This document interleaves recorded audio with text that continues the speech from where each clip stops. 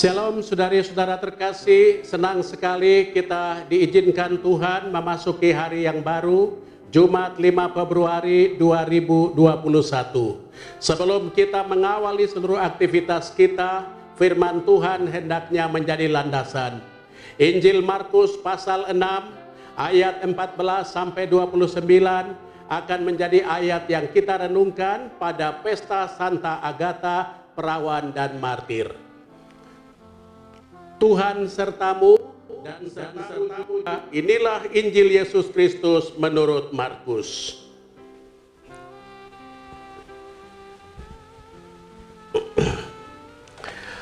Pada waktu itu Raja Herodes mendengar tentang Yesus, sebab namanya memang sudah terkenal, dan orang mengatakan Yohanes Pembaptis sudah bangkit dari antara orang mati.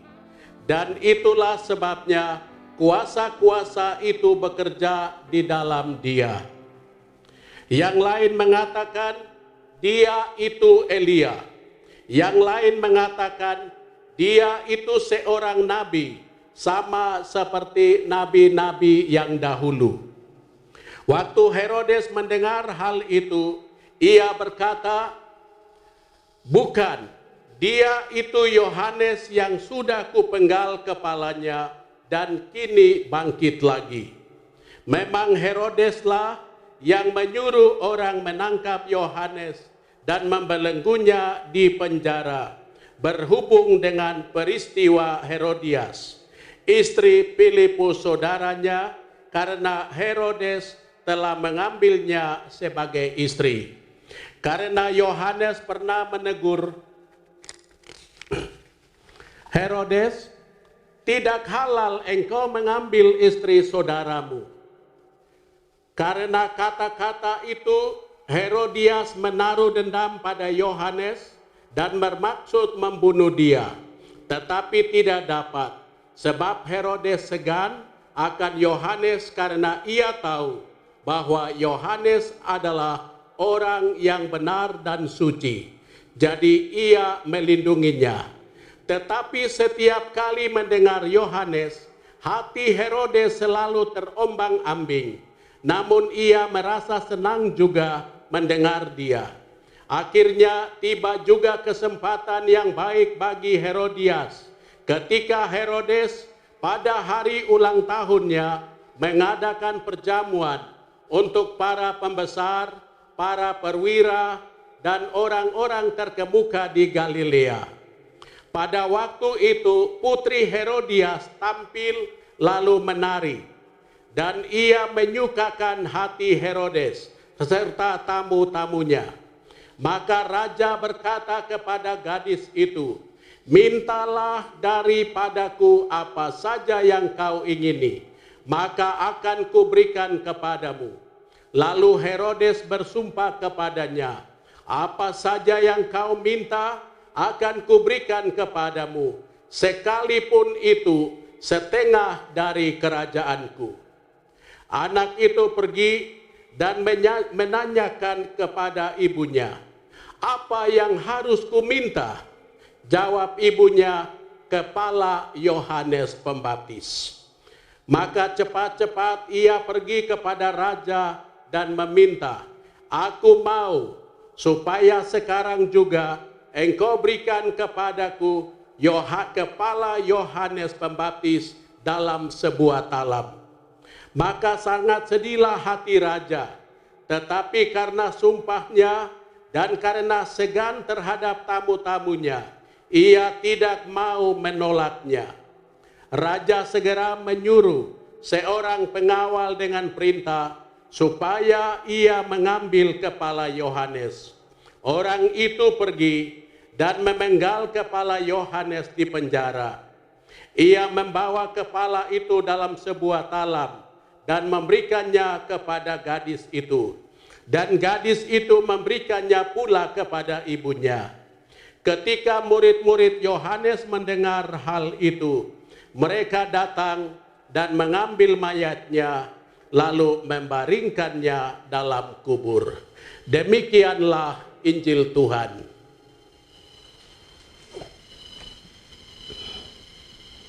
Bapak, Ibu, saudari-saudara, tema yang hendak kita renungkan di hari ini, gengsi, dendam, dan kebimbangan. Saudara-saudara, hari ini gereja memperingati Santa Agatha, seorang perawan dan martir. Kita semua mengetahui bahwa Santa Agatha disiksa dan dibunuh karena memiliki komitmen yang kuat pada imannya akan Yesus Kristus. Dia ingin mempersembahkan hidupnya hanya kepada Tuhan.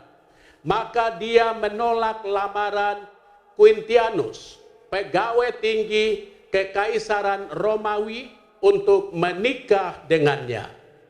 Karena sakit hati dan tidak mendapatkan Agatha, pegawai tinggi ini menyuruh orang untuk menganiaya Agatha secara keji sampai mati. Mengapa dia begitu berani? Karena komitmen imannya kepada Tuhan. Injil bercerita tentang kematian Yohanes Pembaptis. Kematian Yohanes Pembaptis adalah konspirasi 3 dosa: perselingkuhan, dendam, dan kebimbangan. Herodes berselingkuh dengan Herodias. Dosa ini dikoreksi oleh Yohanes. Herodias dendam kepada Yohanes karena kenyamanannya terganggu. Lalu, ketika kesempatan mewujudkan dendam itu tiba, kebimbangan Herodes membuatnya tak mampu mengambil keputusan untuk melindungi Yohanes. Saudara-saudari terkasih, kematian Yohanes akibat 3 dosa di atas memberi kita suatu ilustrasi nyata kehidupan kita manusia.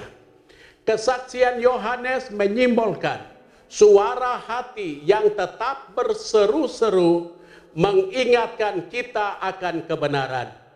Namun kemurnian hati itu dapat dengan mudah terkikis ketika kita berselingkuh dengan tawaran kenikmatan dunia. Ketika mendendam pada seruan ilahi yang mendorong kita untuk melihat kebenaran, ketika kita dibimbing untuk memilih suara hati atau tawaran dunia yang penuh kenikmatan. Jika kita masih mempunyai hati nurani, pintu bagi Tuhan masih terbuka. Mari kita selalu menjaga dan memelihara hati nurani kita hari-hari ini. Amin. Marilah berdoa. Tuhan, terima kasih atas anugerah hari baru. Terima kasih atas perlindungan malam tadi. Terima kasih atas kesehatan badan dan jiwa. Tuhan, beri kami berkat-Mu agar hati kami mampu bersyukur dan berterima kasih atas teguran yang telah disampaikan kepada kami.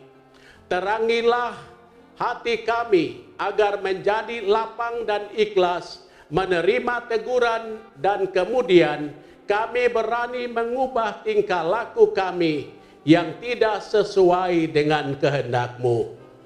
Beri kami kemampuan untuk semakin peka terhadap teguran-Mu melalui suara hati kami.